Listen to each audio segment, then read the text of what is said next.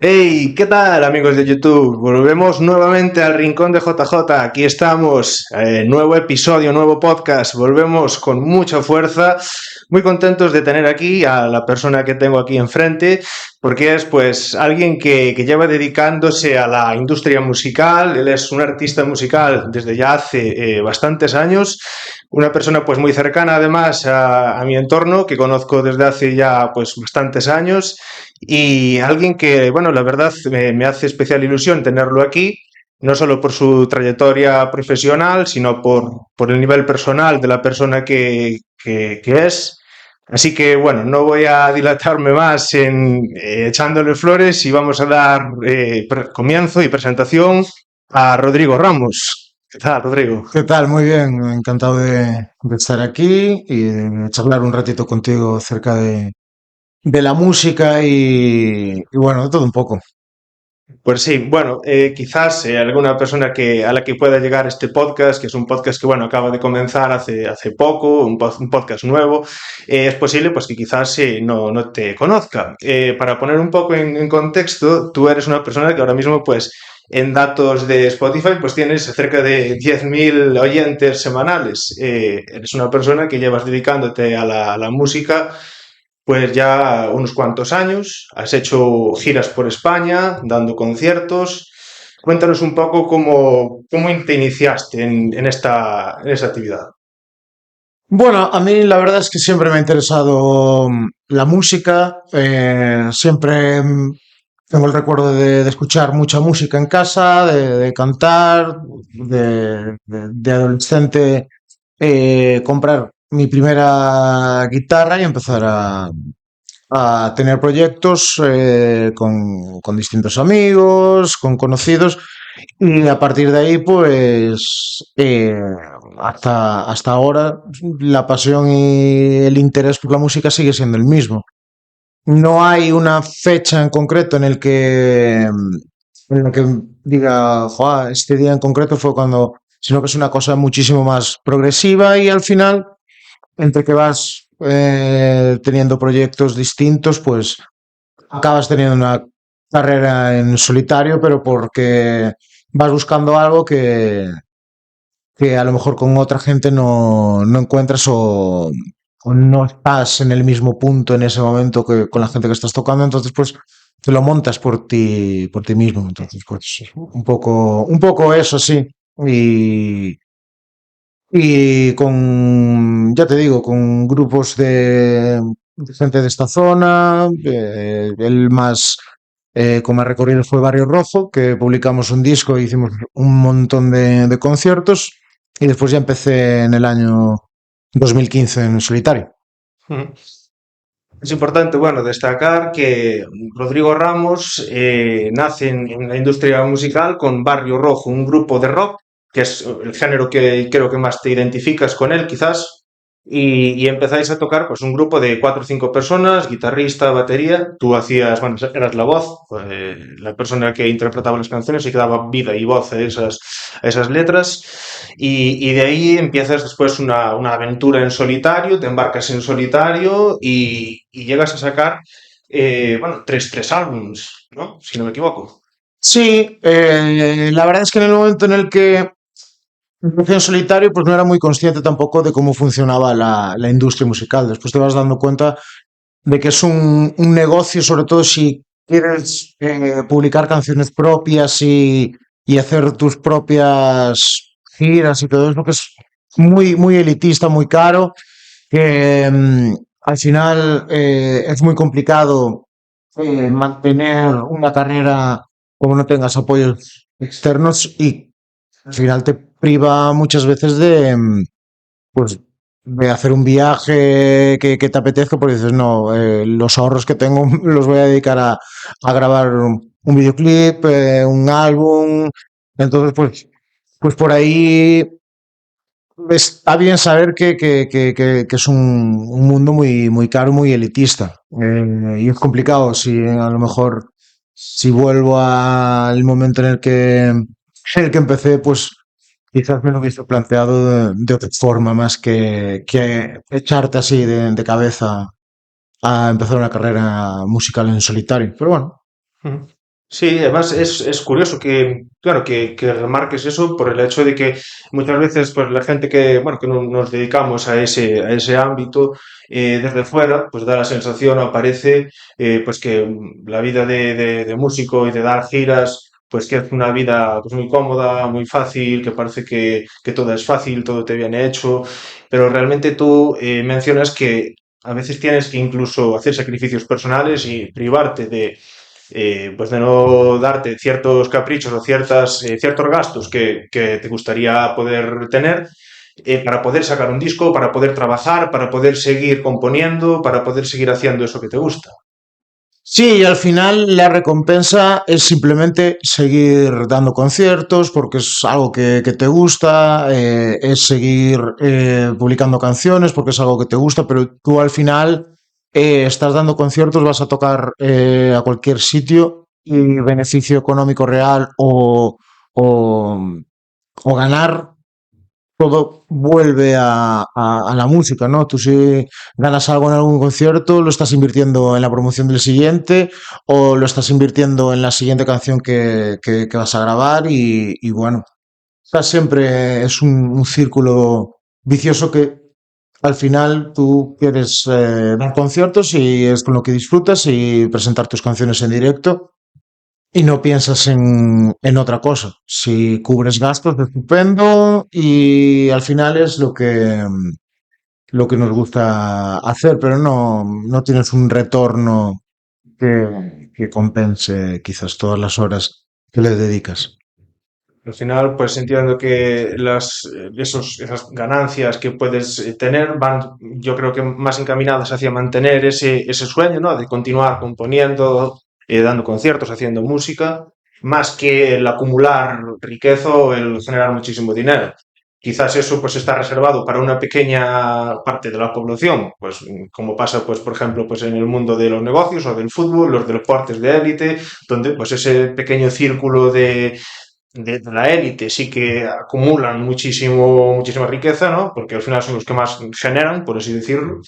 Pero después la inmensa mayoría de la gente que también estáis ahí peleando por un puesto y por mantener ese sueño vivo, no es nada sencillo entonces. Sí, nada más que yo tampoco no intento hacer una música comercial. Yo intento, no voy pensando en hacer un gran éxito o lo que sea. Yo estoy más preocupado por hacer una música que a mí me guste, que le pueda gustar a la gente a la que le llegue y yo no busco entrar en un mercado que tampoco me siento muy seducido por él.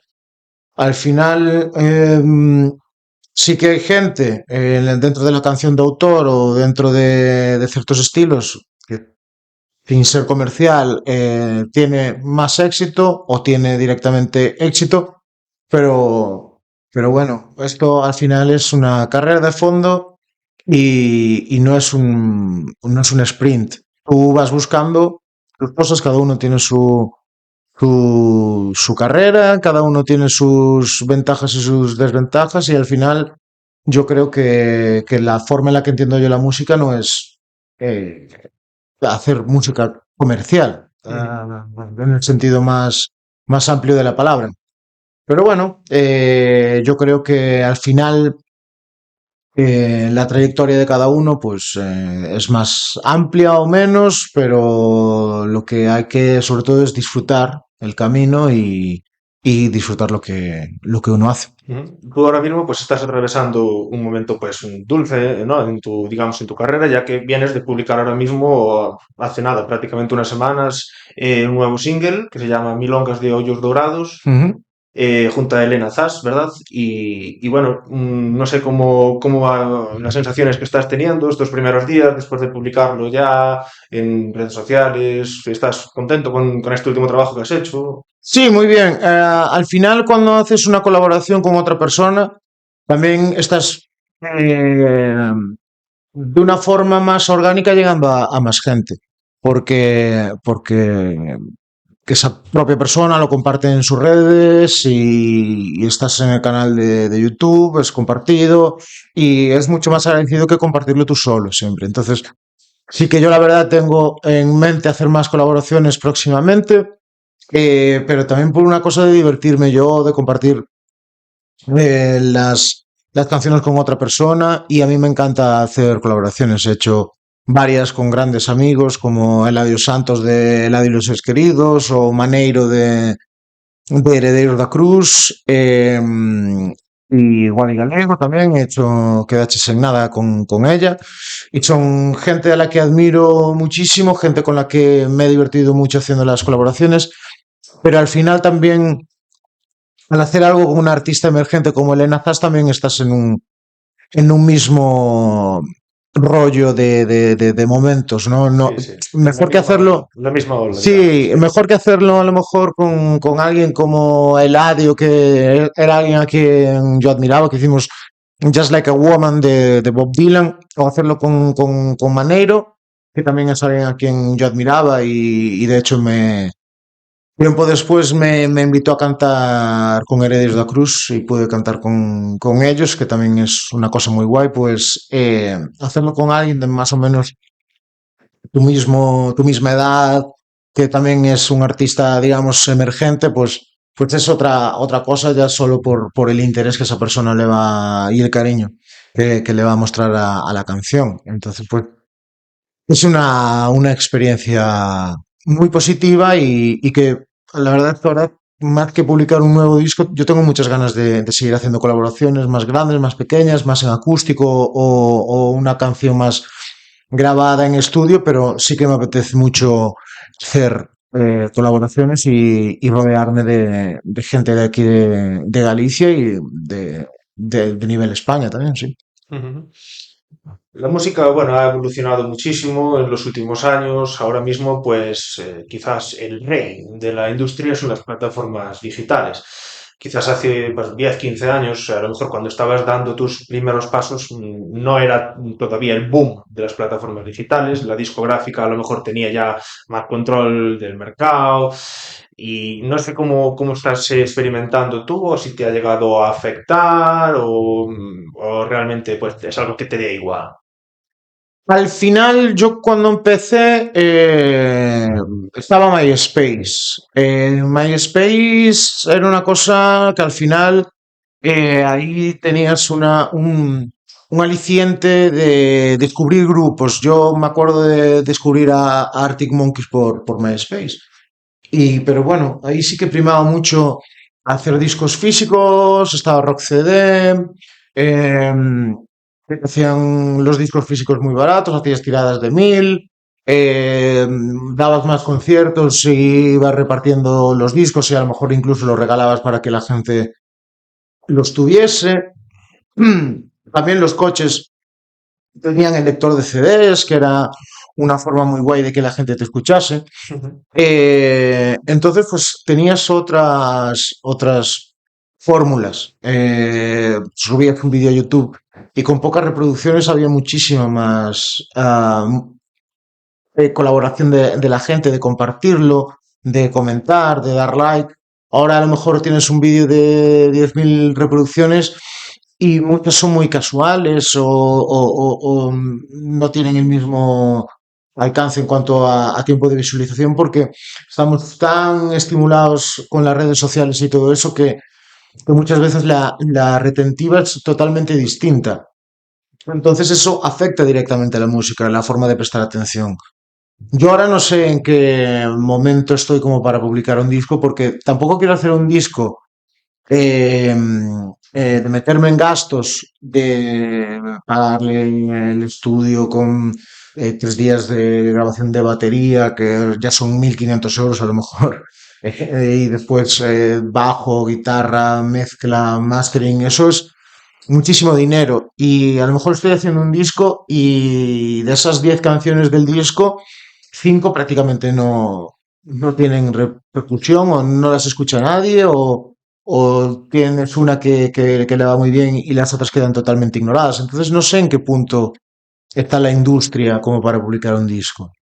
Y además que sí que parece que los singles van funcionando y todo esto. Entonces es complicado. Eso es lo que más cambia. La industria a nivel plataformas y tener todo tan al alcance de la mano, ¿no? Porque puedes coger y escuchar a Led Zeppelin ahora mismo pagando 10 euros al mes en Spotify y escuchas todo el día Led Zeppelin, escuchas todo el día Bob Dylan, tienes toda la música al alcance de la mano. Entonces, tampoco sé en qué punto está exactamente esto, porque es muy cómodo y puedes escuchar cualquier cosa de cualquier época en cualquier momento. Claro.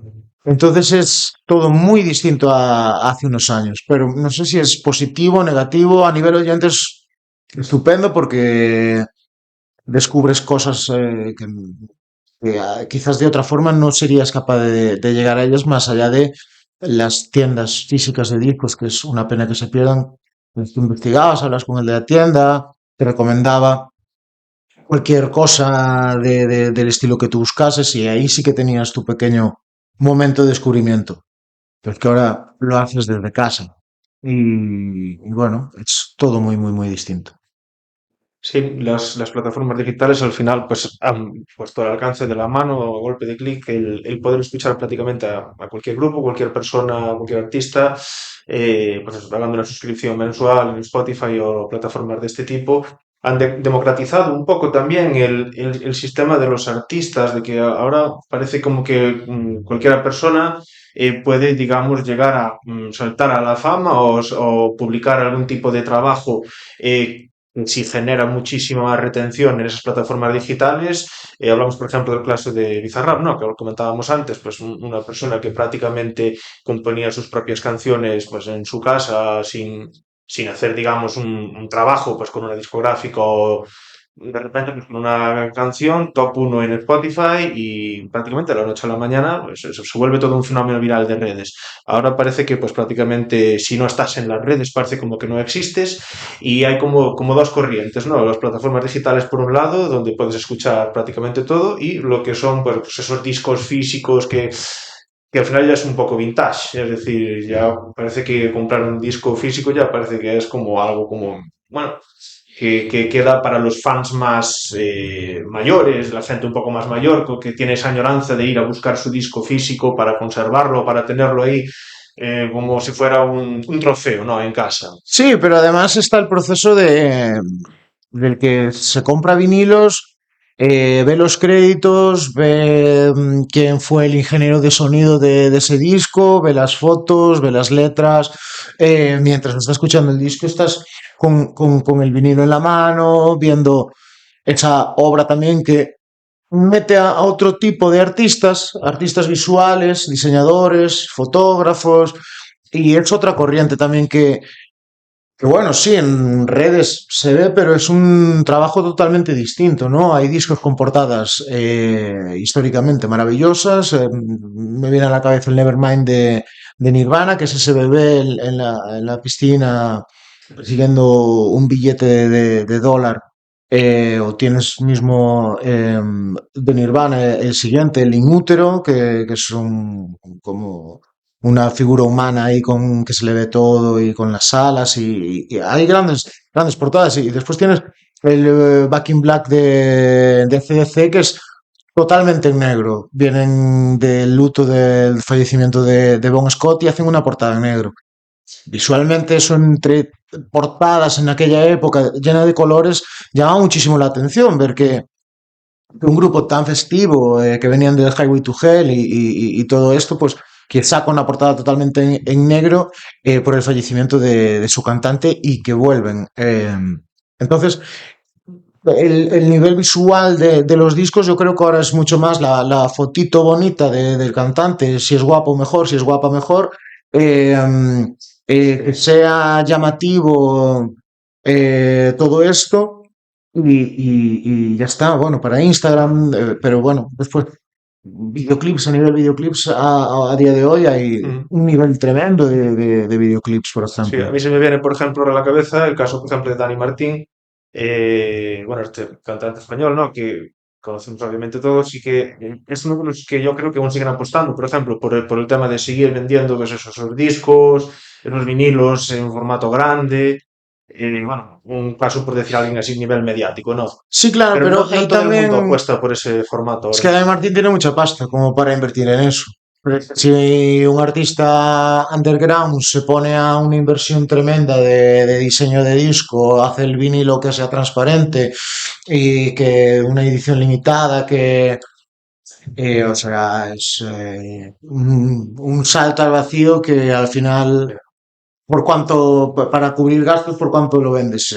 100 euros, vendes un vinilo por 100 euros porque o una caja que trae objetos y cosas y varias ediciones del disco y vinilo y USB y todo esto. Al final volvemos a lo que hablábamos en la primera pregunta, que es muy elitista, es muy elitista. Es una industria que al final la gente de más arriba está para enriquecerse y esos son los que se enriquecen. El productor, el que organiza los festivales. Al final las agencias han llegado a un punto en el que son agencias de representación y que organizan 3 o 4 festivales, esas propias agencias. Si te fijas aquí en Galicia tenemos el ejemplo de Esmerarte, que hace el Porta América y hace o Fondo Camiño, y esta agencia de representación. Y ves el Porta América y está lleno de los artistas que lleva Esmerarte. Entonces, pues no sé hasta qué punto es ético todo esto, porque después organizamos Hondo Camiño y también está lleno de artistas de Esmerarte, y es un festival que está pagado en parte por la Xunta. Entonces, es una industria totalmente elitista. Sí, al final intentan colocar a los mejores artistas en esos lugares donde, bueno, donde tienen mayor alcance y donde consiguen llegar a más público y donde está la rentabilidad. Buscan, entiendo que maximizar su rentabilidad. Sí, porque ellos después meten a otro de sus artistas en otro festival y es otro festival organizado por otra agencia. Entonces te dicen, nosotros aceptamos a tu artista y nosotros te mandamos a este para tu cartel. Al final es un intercambio de cromos tremendo. Oye, es el negocio, no. Pero bueno, mucha gente quizás no sabe que son cosas que funcionan así.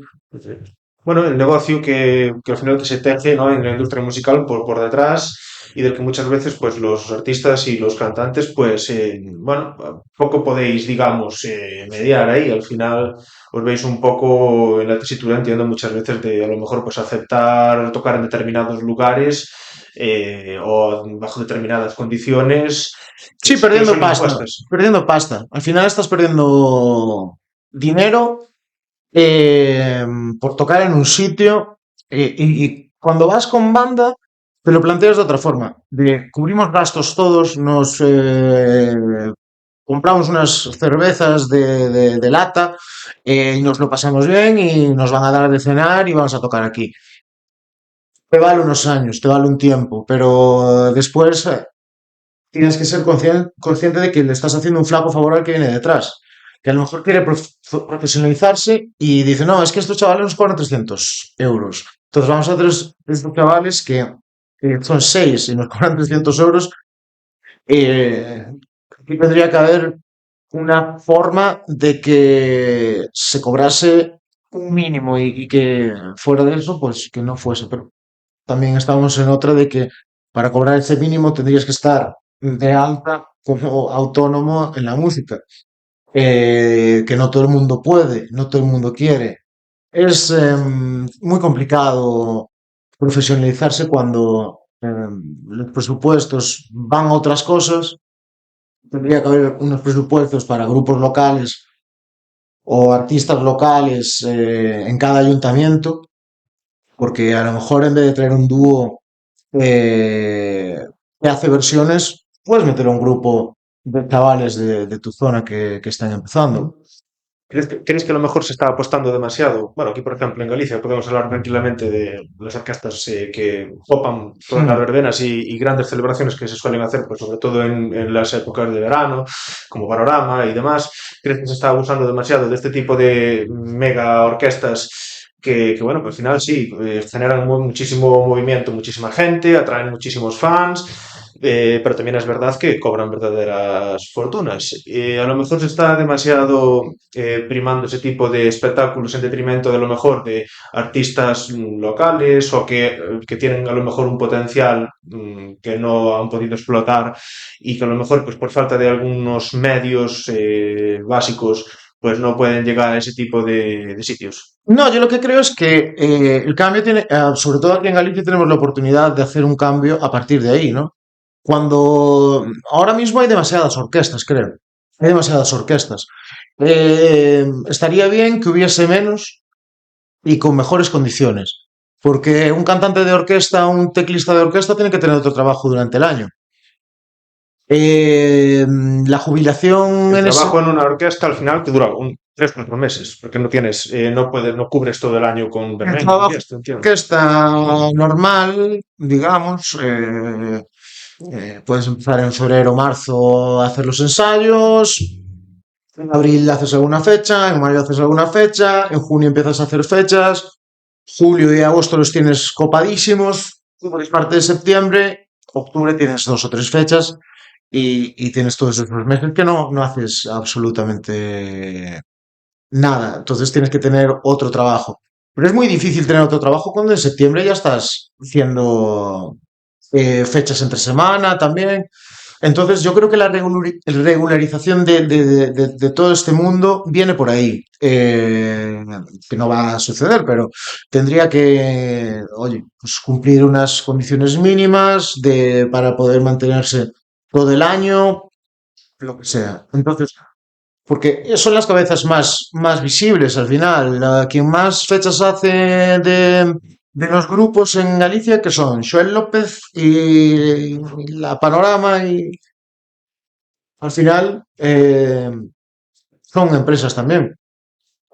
Si al final es una industria que no puede ser que esté gente, un bajista 70 y pico años buscando trabajo, porque le faltan X años para jubilarse.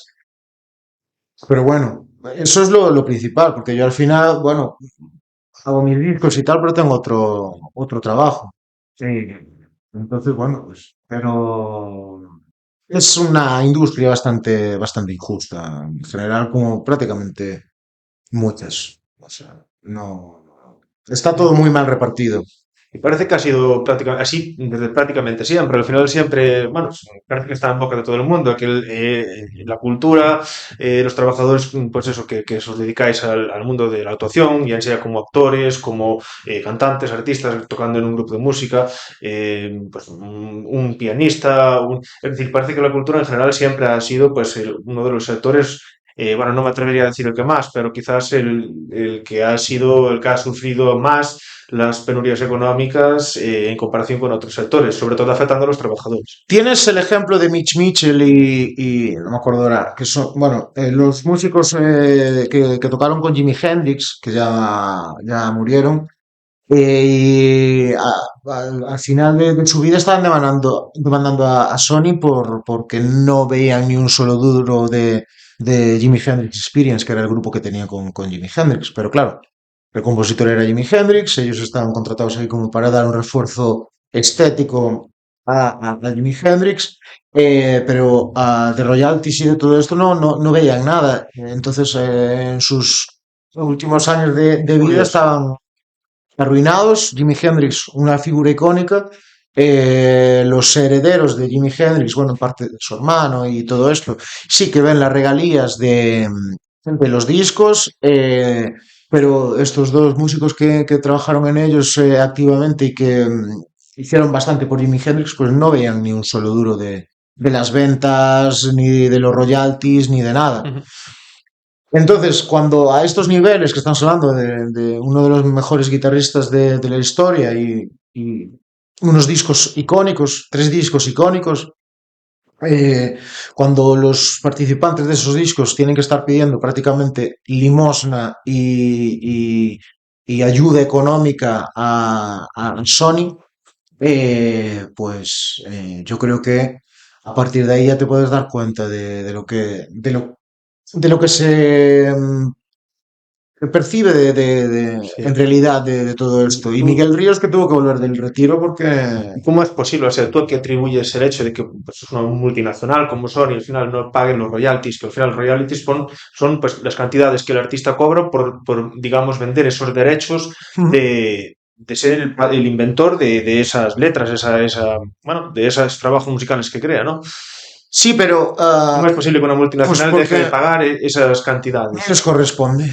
No está puesto en ningún lado que estas dos personas tengan que ver. Ellos son contratados por Sony. Ahí estaba Chad Chandler, que era el manager de Jimi Hendrix, que era también el bajista de The Animals. Eh, entonces, pues, sin pensar un poco en el futuro de que podían tener estos músicos, pues se hicieron los contratos así. Supongo que no a mala fe y no pensando que con 24 años, cuando tuvieran que empezarían pidiendo esto, porque no se podían jubilar. Entonces, fue un fallo ya sistemático. Yo creo que de la mano de Chuck Chandler, que era el manager, que era músico y que es un tío que está dentro de la industria y que supongo que es el que hizo ahí el contrato, pues no estaba como músico en perjudicar a otros músicos, pero al final es lo que pasó. Y una vez fallecido Chuck Chandler y todo eso, pues no puedes poner una palabra encima del contrato que no está allí escrito.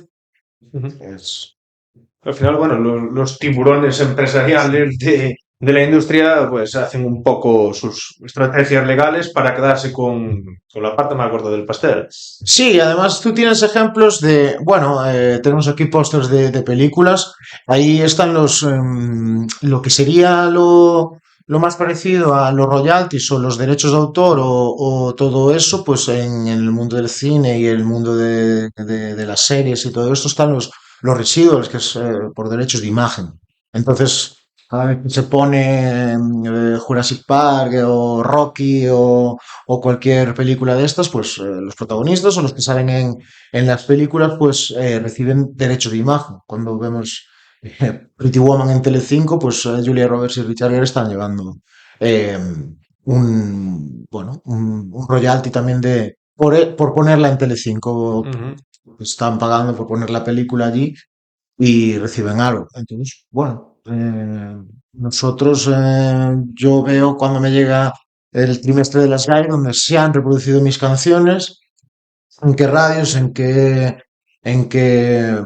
programas o en qué plataformas, y yo recibo un pago por ello. No es lo mismo sonar en Radio 3 o en Radio Nacional que en Radio Azúa o en Radio Estrada o en Radio Lalín o en Radio Galega. Ujú.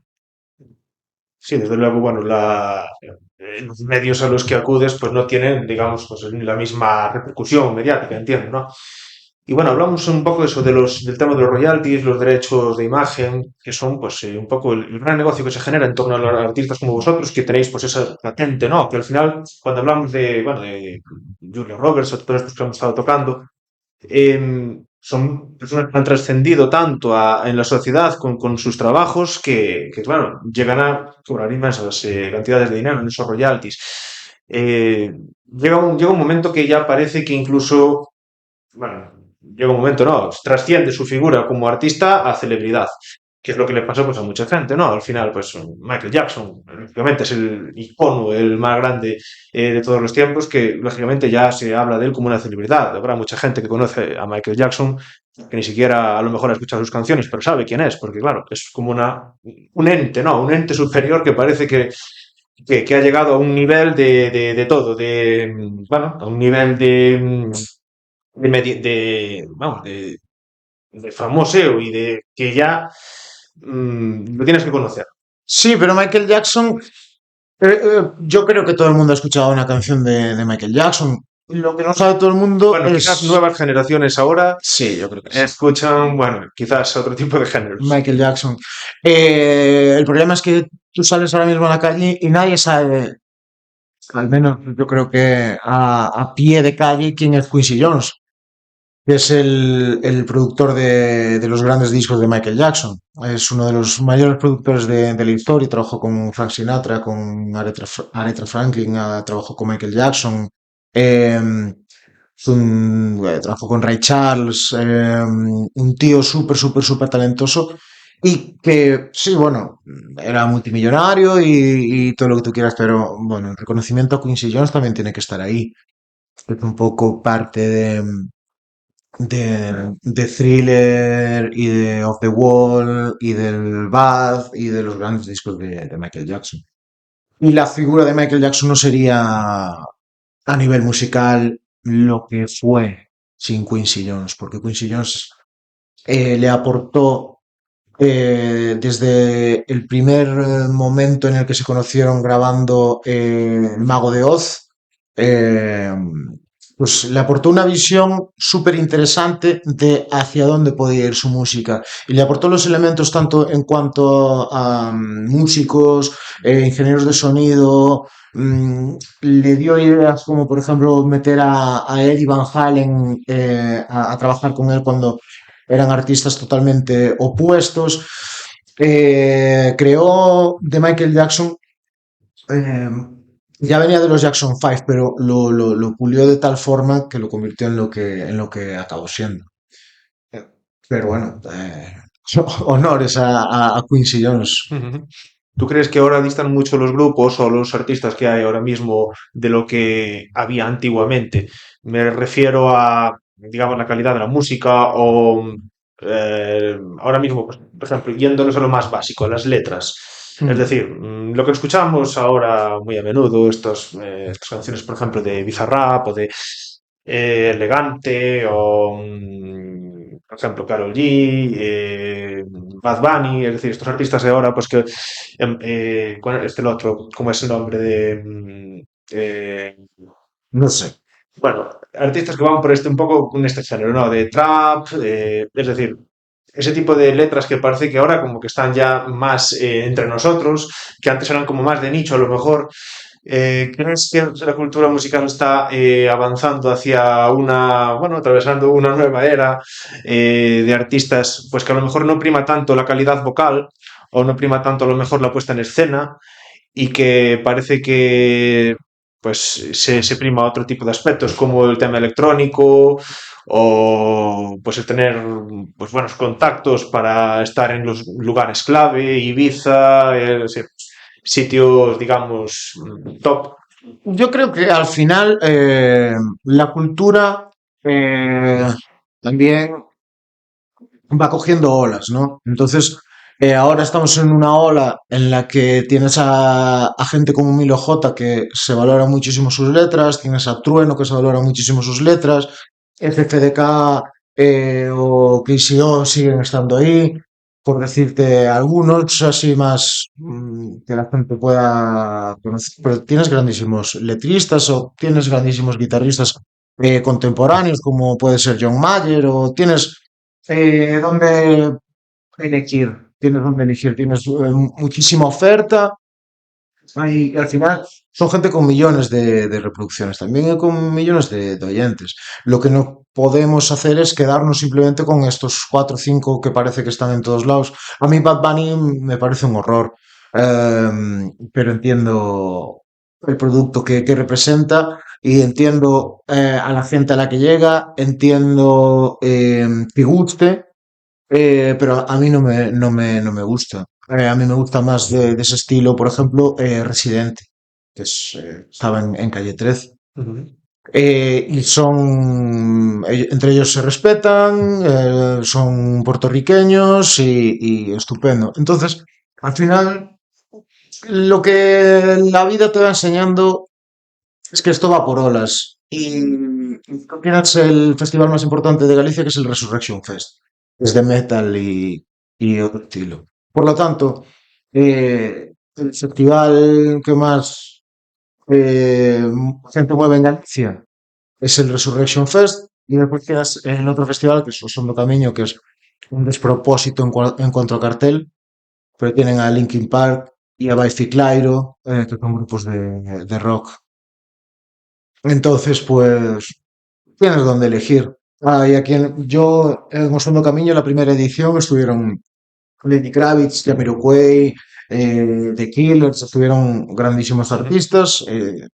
Recuerdo que estuvo también, creo que Zetangana. O sea, está genial que tengamos una comunidad musical tan variada en estilos y que en un mismo festival te puedas encontrar esto, y si quieres ir a un festival de nicho, lo tienes, y si quieres ir a un festival tradicional, lo tienes, y si quieres ir al Mad Cool, tienes otra ola totalmente distinta, y que los que están en pequeñito en el cartel son grupos de primerísima calidad. Y al final yo no pondría el ojo en estos cuatro o cinco que parece que se lo llevan todo, porque al final tú tienes grupos como Foo Fighters con 30 y pico años de carrera, que son los cabezas de cartel en el Mm. Macul, o Linkin Park, que son los cabezas de Ujú. cartel aquí en el Osondo Camino. Y volviéndonos unos cuantos años atrás, años 70, 80, por ahí, Hmm. ¿qué me dices? ¿Te hubiera gustado, no sé si te hubiera gustado nacer a lo mejor en esta época para Sí, escuchar, por ejemplo, a Stella Carrà, Mecano, David Bowie, no sé, quizás a lo mejor ese tipo de artistas, pues muchas veces la gente pues, un poco más mayor, gente bueno, de 50, 55 años, 60, pues, recuerdan con mucha añoranza de este tipo de artistas, ¿no? me O gustaría Rafael, Julio Iglesias, que, bueno, al final eran los que en esas épocas, ¿no? Años 70, 80, que, bueno, que despuntaban, ¿no? En España. Y, bueno, no sé, a lo mejor haber nacido 20, 30 años antes, supongo que, bueno, sería bastante diferente. me gustaría por Bob Dylan, por ver el Free Walling de Bob Dylan, o el A Woman de The Doors, o propio Jimi Hendrix, o David Bowie. Tienes épocas, hay Sex Pistols, The Clash. Hay muchísimos grupos que tuvieron un auge importantísimo. Ver a un poco cómo fue la evolución de Elvis, Ujú. ver a los Beatles. Hay épocas eh, geniales, pero bueno, la época que más me gustaría haber vivido y poder disfrutarla en directo fue la época de los 90, con Alice in Chains, Pearl Jam, Nirvana, esa época grunge.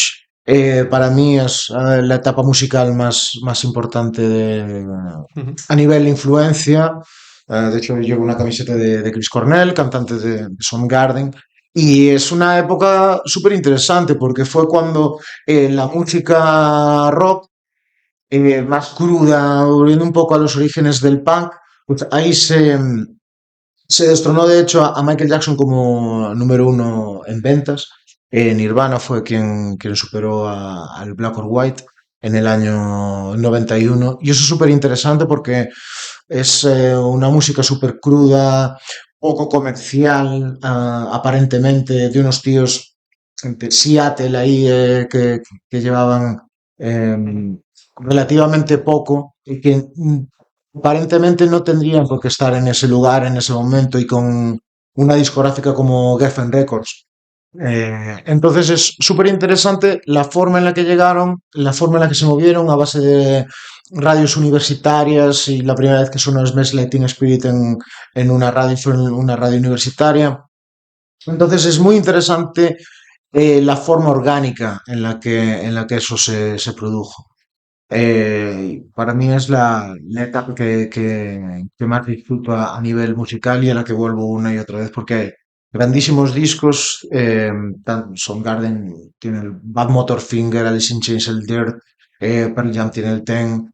Son los mejores discos de los 90, y están metidos en un mismo estilo y en muy poquitos años. Ujú. Entonces eso es una maravilla, una época súper interesante.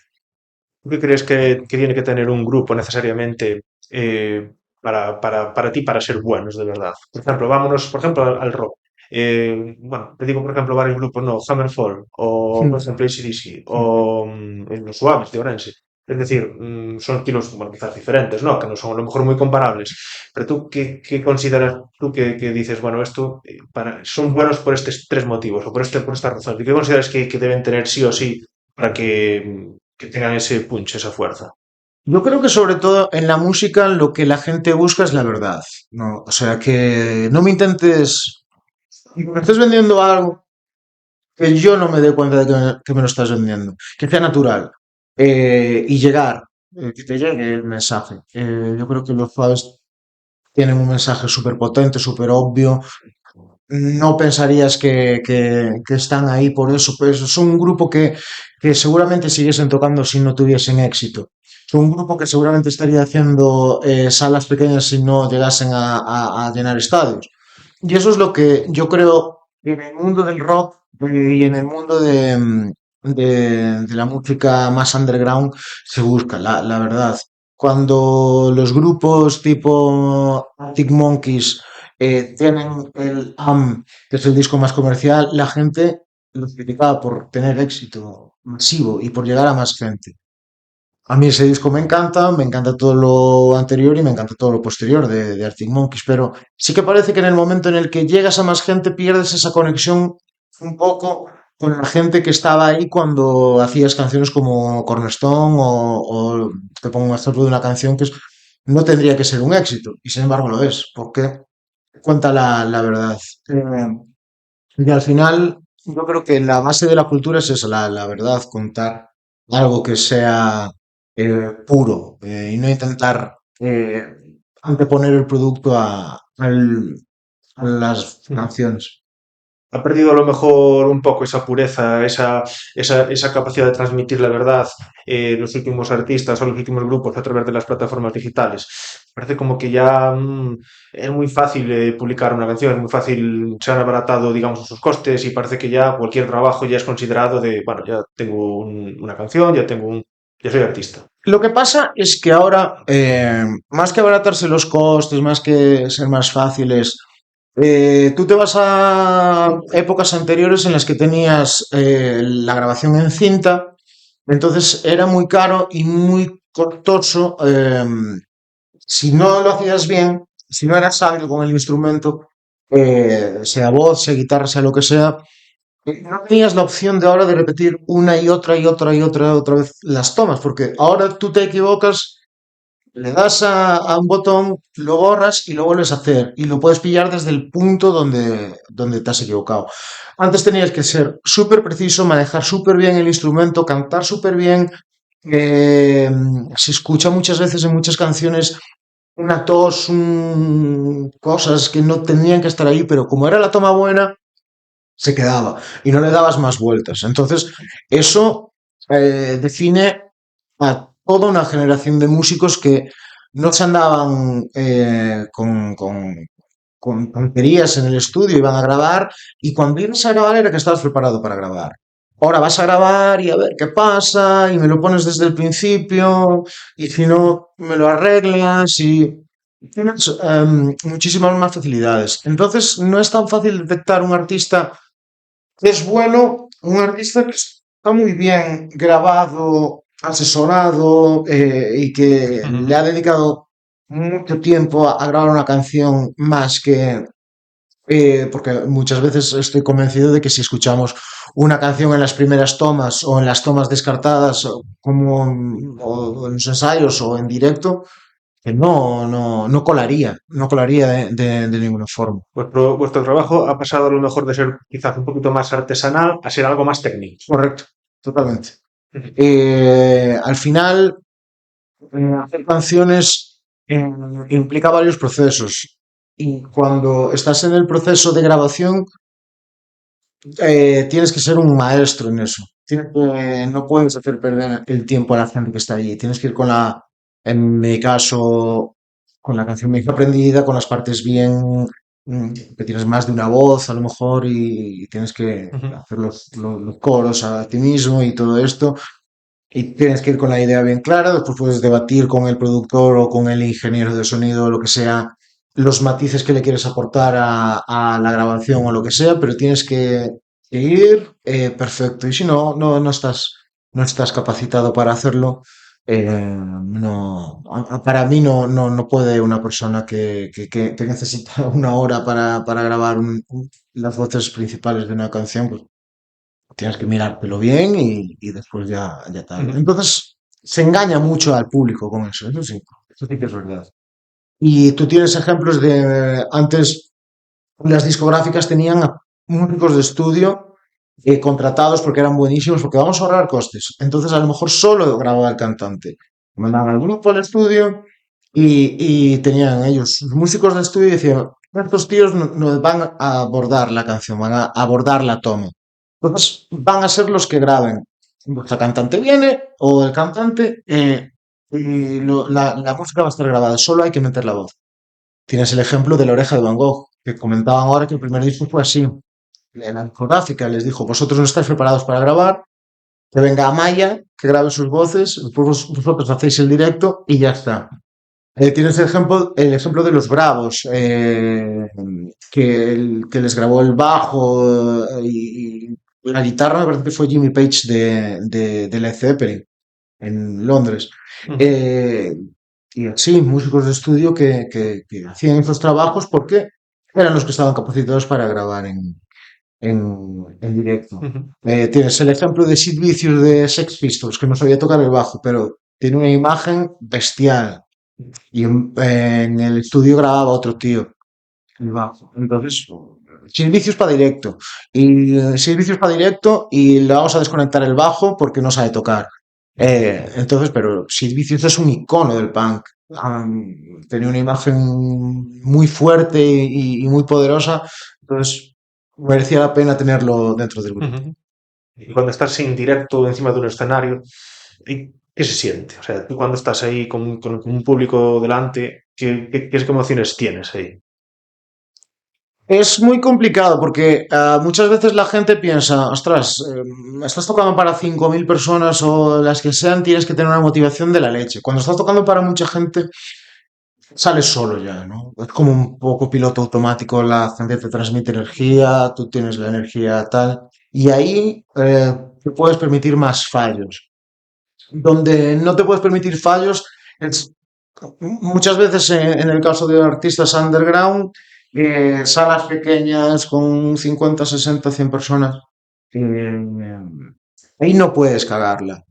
Ahí tienes que tener mucha habilidad social, tienes que conectar con el público, tienes que hacer las canciones perfectas. Ahí estás juzgado delante. Y ahí si te despistas es cuando la gente va a empezar a mirar el móvil, porque a lo mejor es una sala pequeña, están sentados, se levantan a por una copa, se ponen a mirar el móvil y no les está interesando nada, o la conversación con la amiga con la que van es más interesante que lo que está pasando encima del escenario.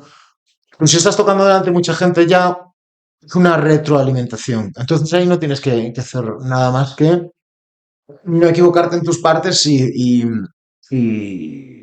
hacerlo lo mejor posible. Con no tropezarte y Ujú.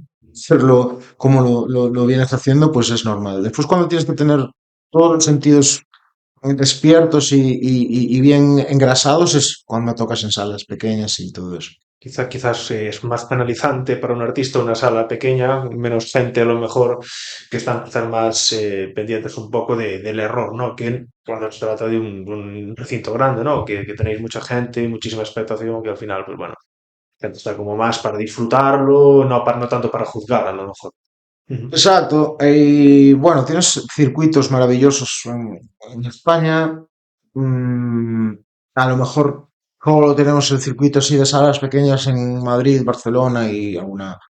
alguna ciudad más, pero de improvisación, de jam sessions, salas en Madrid como Libertad 8 o Búho Real, que todos los martes tienen micro abierto y la gente puede ir a hacer sus canciones. Y ahí la gente se rueda muchísimo. Y creo que todos los que estamos en el mundo de la canción de autor conocemos estas salas como templos, ¿no? Con muchísimo respeto. Y el que se sube allí a improvisar eh, tiene muchísimo apoyo de esa gente. Y todo el que está allí sabe que esa persona está haciendo algo importante. Ujú.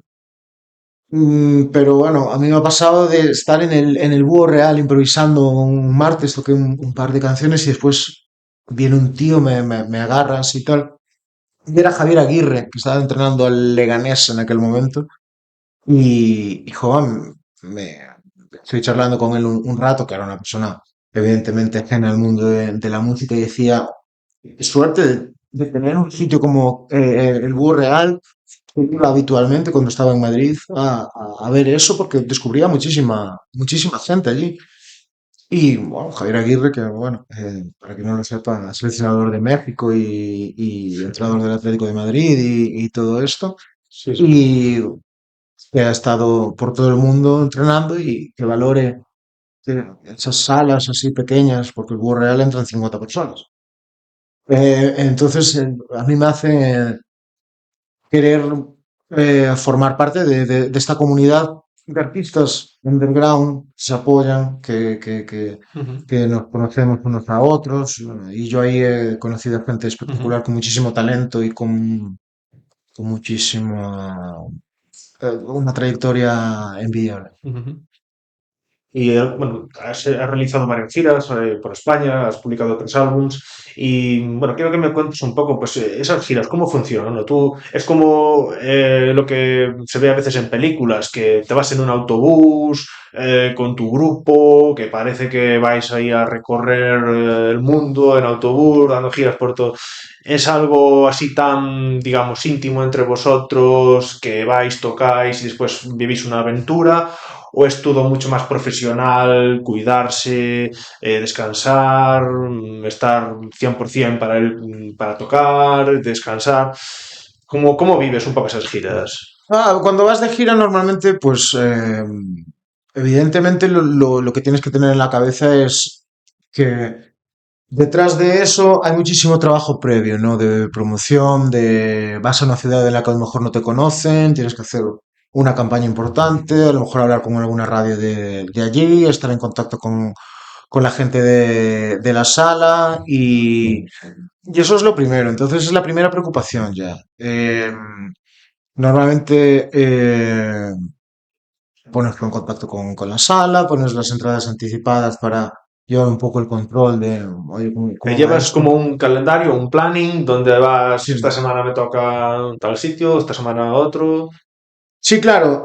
Al final, bueno, yo mi consejo es que no te, porque pases por muchas ciudades, no intentes tocar en todas, porque vas a terminar quemadísimo, ¿no? A mí me ha pasado de ir a tocar a Sevilla, aprovechar el viaje para tocar en Badajoz, en Burgos.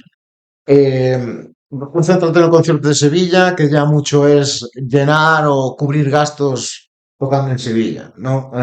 Desde Galicia a Sevilla vas con músicos y es mejor centrarse en la promoción de eso e ir otro día a Zamora a tocar Ujú, a, a otra sala, que intentar meter muchas fechas es justificable porque al final quieres aprovechar los fines de semana o cuando hagas lo que hagas, aprovechar. Pero la calidad, yo creo que de promoción, de poder reunir gente, se diluye un poco con esto. ujú. Entonces es complicado. Pero bueno, normalmente he tocado en Hospitalet y creo que es de los mejores conciertos que, en cuanto a conexión con el público que recuerdo yo. Y más que cualquiera por aquí, en cualquier concierto por aquí. Yo me acuerdo de tocar en Hospitalet y llenar la sala y después tocar en Pontevedra una semana después y que venga poca gente. Pero depende mucho también de las fechas que elijas. A lo mejor ese día en Pontevedra no me acuerdo, pero había tropecientos eventos y a lo mejor en Hospitalet están muy acostumbrados a ir a ver música en directo allí en el Oncle Jack y tienes ese trato de favor de viene un chico Ujú, de Galicia y vamos a verlo. ujú. Pero bueno, has vivido al final de todo, de que te salga muy bien, de que te salga muy mal, de que sea una juerga, de que te queden muchas horas de coche el día siguiente y tocar e irte al hotel. Entonces tienes, no todos los conciertos son iguales, no todos. Yo he tocado en Bilbao eh, y fue el concierto en el que más discos vendí de todos los que he dado. Fue una cosa súper extraña. La gente que estaba en la sala y vino a verme, pues me compraron todos un disco.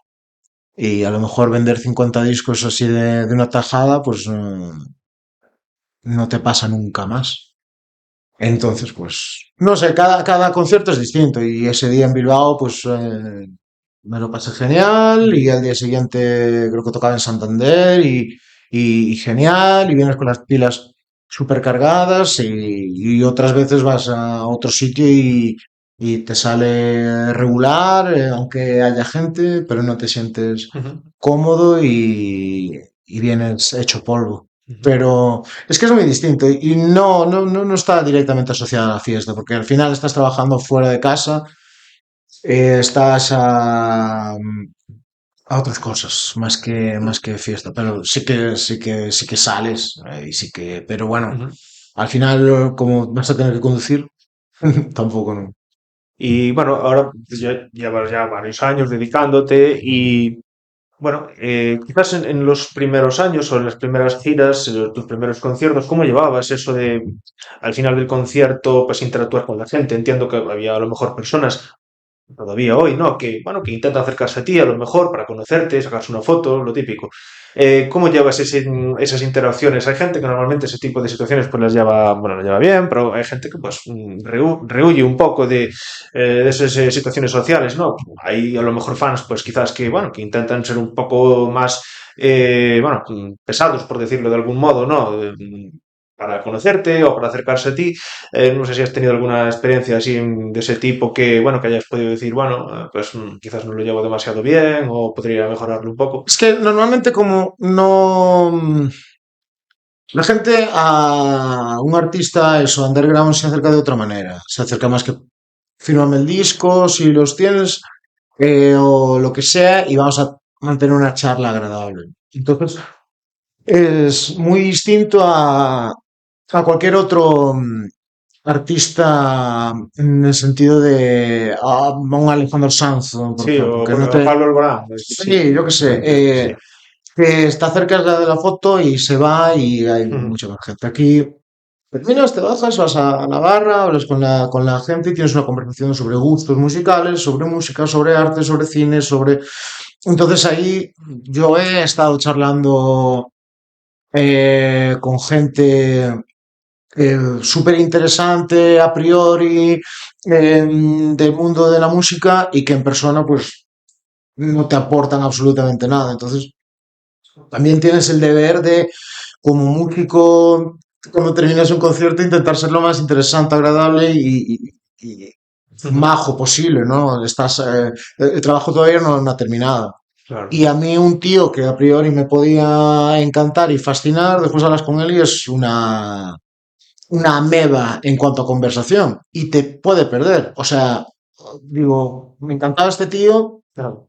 y es Sí, sí. que no me ha ganado en persona. Y Ujú. a lo mejor venía de dar un concierto estupendo. Entonces, tienes el trabajo de, además de ser una persona mínimamente culta, porque yo creo que tenemos la responsabilidad cuando dices, pues voy a dar un concierto, es saber de si te preguntan, de saber de música, saber por lo menos de cultura general, de discos históricos, de artistas, de influencias, de tenerlo muy claro, de saber qué gente ha pasado por esa sala, quizás, de estar un poco enterado de la historia de la sala, estar enterado un poco de las cosas. Sí, conocer un poco el contexto, ¿no? Sí. Exacto. A mí también me gusta muchísimo el cine. Mi director favorito es Billy Wilder. Me encanta Alien Kazan. Tengo una canción que se llama James Dean.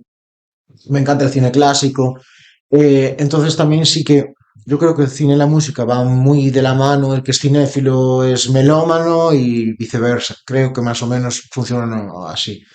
No conozco a nadie que haya visto Ciudadano Kane o Gigante y que no le guste música de los años 60, 70, Johnny Mitchell, Janis Joplin, Patti Smith. Es muy complicado. Entonces eso es un punto de conexión muy importante, ¿no? Y hay que ser realista. Al final, tú estás haciendo un servicio que esa gente se lo pase bien. Nada más, es el entretenimiento de ese momento y han pagado una entrada para escuchar música en directo y después tienes que estar al nivel. eh, Esos pocos minutos de conversación que vas a tener también. Entonces, bueno, minutos de conversación o muchas veces me ha pasado de, oye, te juntas con gente que es de la zona y te hacen un tour por Burgos o por Valladolid, ¿no? Y que eso siempre se agradece también. Entonces, Ujú, a disposición de la gente también. ujú. Bueno, yo creo que en líneas generales yo creo que eres un artista que tiene que ser querido por, bueno, por los zonas por donde vas a tocar, porque entiendo que mucha gente, pues a lo mejor, pues no comparte sus puntos de vista, tocan, se van y ya está. Pero bueno, el hecho de que, bueno, quieras mantener esa cercanía y conocer un poco la historia de los sitios donde tocas, el contexto, pues bueno, es algo que realmente no creo que todos los artistas tengan en cuenta. Pero sí que es seguramente pues bueno, un valor añadido, ¿no? Que le das al final a ese trabajo que vas a desempeñar esos pocos minutos que durante los cuales tú tocas o cantas para, bueno, para amenizar y para, bueno, para hacer que esa gente, ¿no? Que llega a esa sala o al teatro o, bueno, o a ver ese concierto, ¿no? Que se lo pase bien y que disfrute con tu música, ¿no? Que es al final pues el objetivo que se busca, ¿no? Sí, Y pero en esta escena, al final, yo me acuerdo, por ejemplo, de antes de un concierto de Sabina, encontrarme a Pancho Varona, que es el que lo acompaña durante toda su carrera, encontrármelo en el baño y estar media hora charlando con Pancho Varona, que es un ídolo, ¿no? Y el tío más ameno del mundo. Después, en Callao, en Madrid, 2 años después, iba yo acompañado de alguien y me dice, te está llamando ahí un señor. Y era Pancho Varona, que se acordaba de la conversación que habíamos tenido y seguimos sí, sí. hablando. Entonces, también que hablara con gente Pancho Varona, ¿no? Pero eso es algo que está guay, ¿no?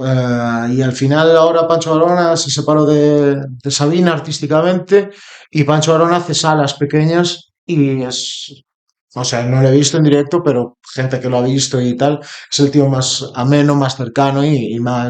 eh, más simpático que te puedes encontrar después de muchísimos años de carrera con Sabina llenando estadios, ¿no? Y al final cuando se bajan otra vez al barro y tocan en Astrada y tocan en Ferrol y tocan en sitios más pequeños, que viniendo de tocar de auditorios nacionales en México, pues saben los orígenes, ¿no? Y Ujú. saben ubicarse. Y ese es el mérito también de estos artistas grandes, de saber bajar al barro, saber desenvolverse, saber dónde están, porque lo raro sería muchas veces tienes camerino. Tocas una sala de 50 personas y tienes camerino. Calientas la voz, te tomas algo. Lo que es impensable es tocar en una sala de 50 personas, tener 45 o 25, las que sea, y meterte en el camerino. Ahí sí que, aunque hayas dado un concierto muy bueno, las 25 personas o las que tengas lo van a detectar y van a decir, ¿y este flipado? Aunque no se te acerque nadie a hablar, yo creo que tienes que estar disponible en la barra, por si alguien te quiere comentar algo, o por allí, o hablando con el dueño, o en la puerta, para tener una Ujú. conversación con el cliente. Ujú. Sí, ese aspecto que va un poco más allá del mero papel de músico, de cantante, que implica el relacionarse con la gente que paga esa entrada para ir. Desde luego, bueno, es algo que, bueno, que veo que es algo que te define, ¿no? Como artista, esa disponibilidad, sí. Desde luego que, bueno, no todos los artistas tienen esa característica. Bueno, llamémosle a veces, bueno, timidez, quizás bueno, por otras cuestiones prácticas, pues que prefieren irse para, bueno, no mantener ese contacto directo con los fans. Pero está claro que vosotros, pues por tu profesión, pues tienes que tener un contacto y una conexión con la gente que, sobre todo, que te sigue, ¿no? Y que va a verte. Bueno, quería también que me contaras, pues, si en algún momento, pues, has llegado a sobrepasar esa barrera con los fans, de llegar a tener, pues eso, pues, una persona pues que habitualmente te sigue y llegar pues, a tener una amistad, a decir, alguien que te ha seguido habitualmente, fan número uno, gente que ha llegado pues a eso, a recorrerse toda España detrás de ti y que has llegado a interactuar y a entender su posición, y decir, bueno, pues gente con la que te has llegado a hacer amigo, vamos a decirlo claro. Sí, pero bueno, normalmente de los que te haces amigos o a los que le terminas dando tu número y con los que acabas volviendo a tener contacto o incluso a quedar para tomar algo cuando vuelves a esa ciudad, normalmente son músicos locales que han ido a verte y todo eso porque sí que tienes una conexión un poco más, o pues pides ayuda en otro momento determinado si esa sala en la que lo conociste ha cerrado, Ujú. o ellos te piden a ti un concierto o el contacto de alguna sala aquí. Lo más común es eso. Yo me acuerdo de conseguir algún concierto, o sea, hay muchos en Galicia, artistas de Málaga, de Madrid, de Barcelona. Yo intento echar una mano, después recibes lo mismo. Entonces lo más normal es eso, después de fans de... Sí que si repites normalmente pues vuelven a verte, no te acuerdas o no han ido a verte pero estás en Salamanca y te escriben o lo que sea, sí, Ujú. bueno. Ahora también tienes que tener en cuenta que con las redes sociales es muy distinto, ¿no? Te llegan mensajes, Claro. ah, de gente de Argentina a lo mejor y saludos desde Uruguay o saludos Ujú. desde Argentina. Y tienes una conversación y no te van a ver en directo nunca. Y ahora. Ujú. Entonces Sí. va un poco por ahí. A mí me sigue gente que digo, ostras, me sigue alguien de México. ¿Cuál dirías que es a lo mejor digamos, el perfil de tu seguidor o de la gente a la que le suele gustar tu música? ¿Persona joven, persona de edad media? No sé, no sé. Supongo que más o menos ahora mismo estoy haciendo una música para gente más treintañera que Un veintañera. poco seguidores de tu misma generación, ¿no? Sí, yo creo que sí. Ujú. Al final, el ambiente en los conciertos es salas pequeñas o medianas. Es gente ya de mi edad o cerca de los 30 o así, ¿no? Con la gente joven tampoco no sé Ujú. lo que escucha la gente joven, tampoco nunca. Cuando yo era joven, con 18 años o menos, incluso que dábamos conciertos por ahí, ya no conectábamos con la gente de 18 años, 17 que eran de nuestra cuenta en ese momento, ¿no? Ya conectábamos con la gente de 20 y pico, 30 y pico.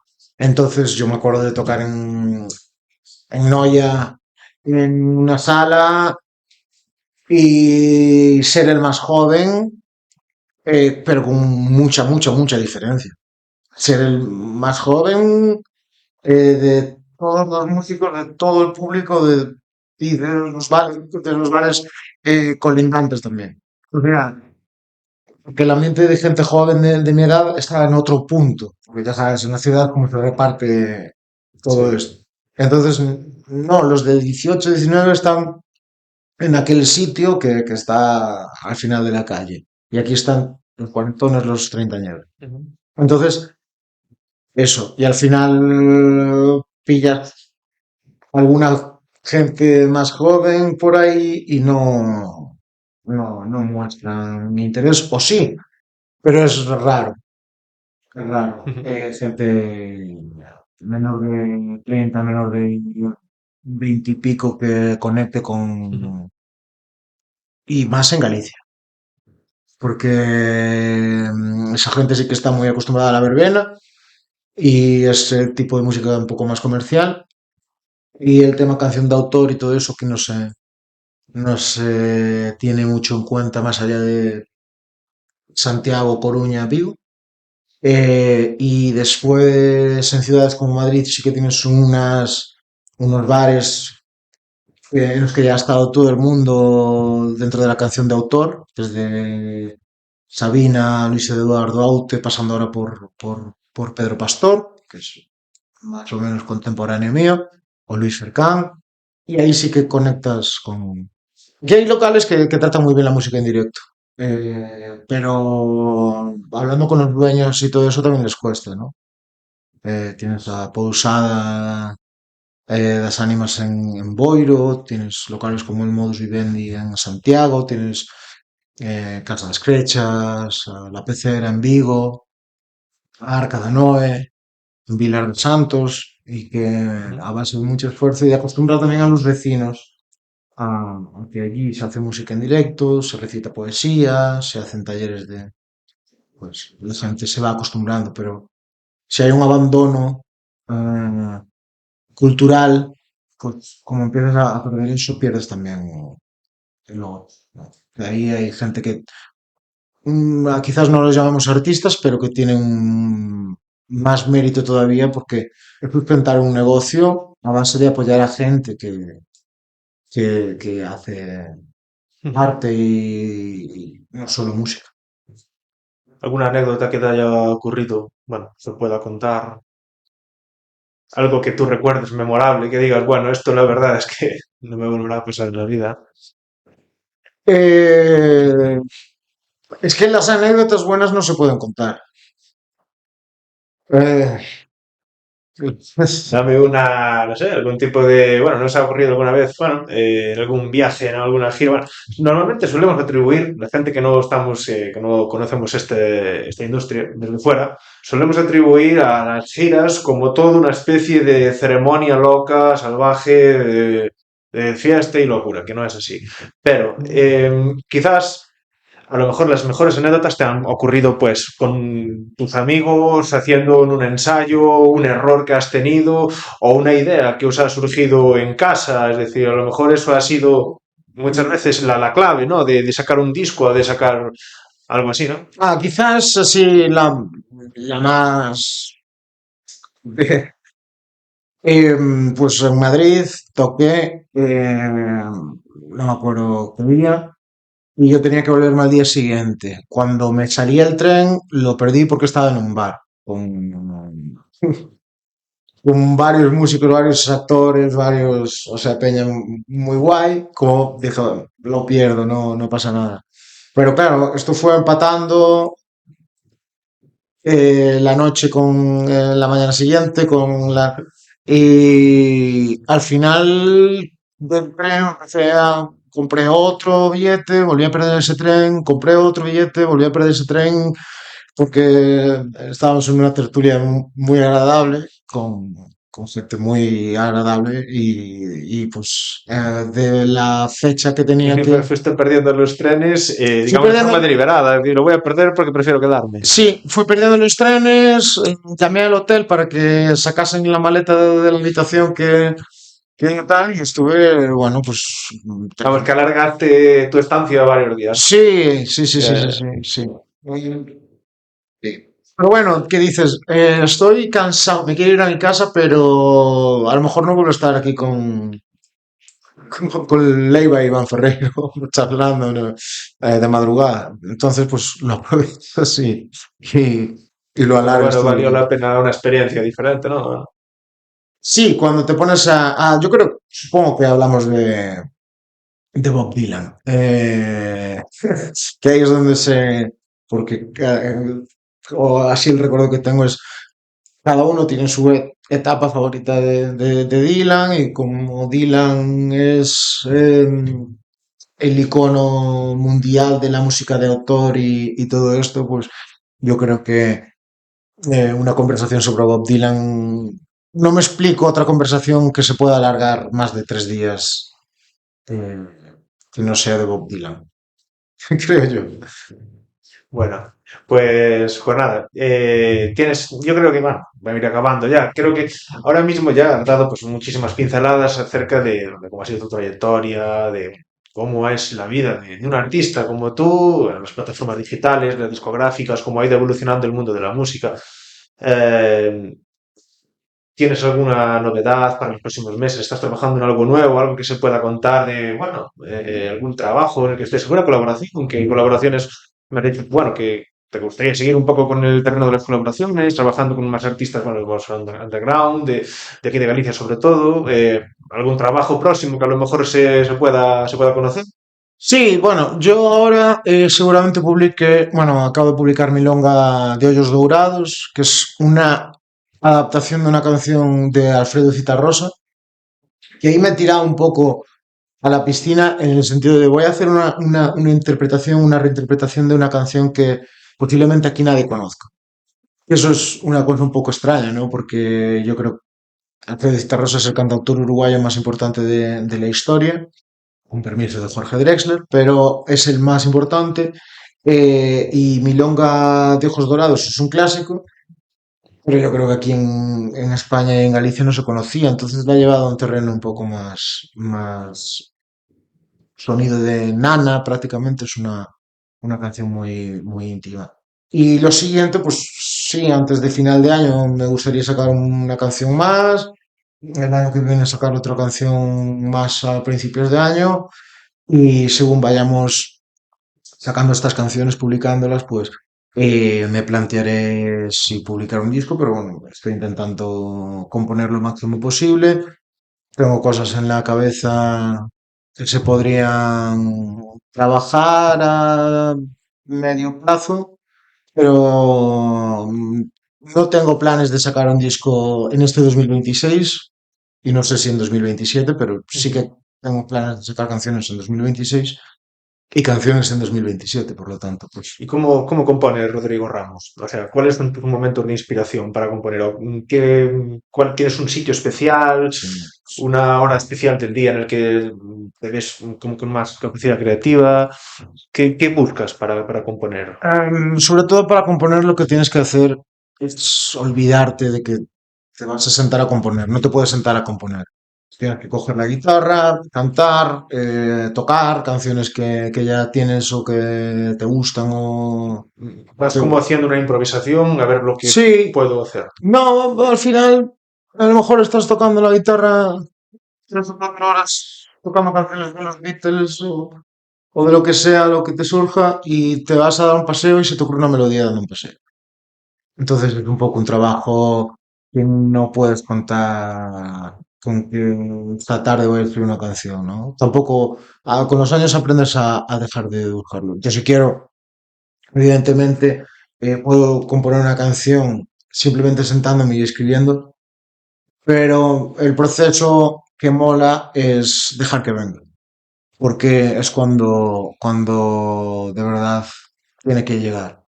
Entonces, sí, hombre, te puedes tirar unos acordes y una melodía de cualquier forma y te puede quedar una cosa espectacular. Pero yo lo disfruto mucho más que se te aparezca como una visión ahí prácticamente sin contar con ello que forzando. Ujú. Pero bueno, muchas veces también tienes que trabajar de otra forma porque te falta una canción para el disco o yo que he trabajado con discográficas te dicen, nos falta una porque esta no nos gusta o lo que sea, o una más en gallego y tienes 10 en castellano o tienes 5 en gallego y tienes 4 en castellano y necesitas otra en castellano y la que tenías era en gallego y te dicen que sientas y la compones y listo. Claro. Sí, entiendo que a veces pues la necesidad de sacar el trabajo a lo mejor pues implica a lo mejor una mayor presión, ¿no? Y que tienes que, bueno, trabajo duro y para adelante, supongo. Sí, pero al final tú tienes que tener el suficiente callo y la suficiente, o sea, yo te puedo hacer una melodía ahora aquí o tú me la puedes hacer a mí con tarareando cualquier cosa y le das forma. Pues esto es lo mismo, ¿no? Tú te sacas una melodía y le terminas dando forma en cuanto a letra, en cuanto a música y tienes que tener eso. Y si te están metiendo prisa de que la tienes que tener por la tarde, pues a lo mejor no ibas a dedicarle 5 horas y se las tienes que dedicar y no te queda otra.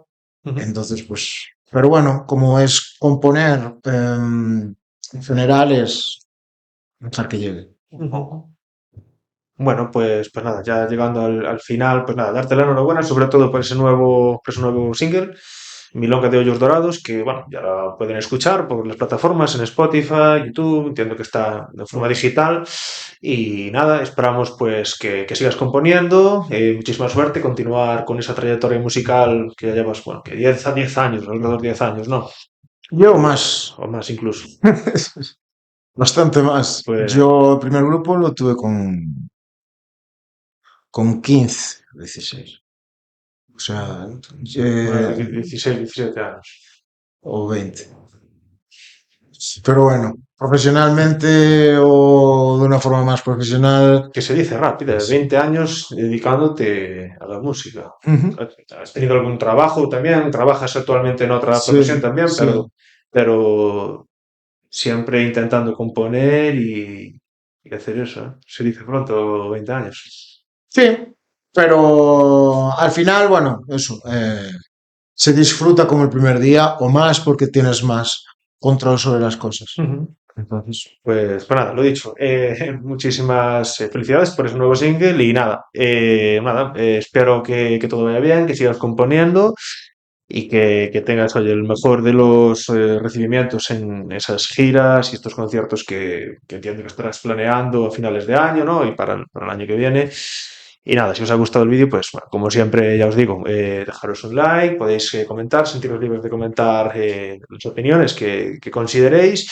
Y bueno, por mi parte, pues intentar traer para los próximos podcasts, pues más invitados, intentar sobre todo, pues gente pues, de todos los ámbitos, para que sea esto un poco más enriquecedor, ¿no? Tocar un poco personas de diferentes profesiones, diferentes formas de pensar.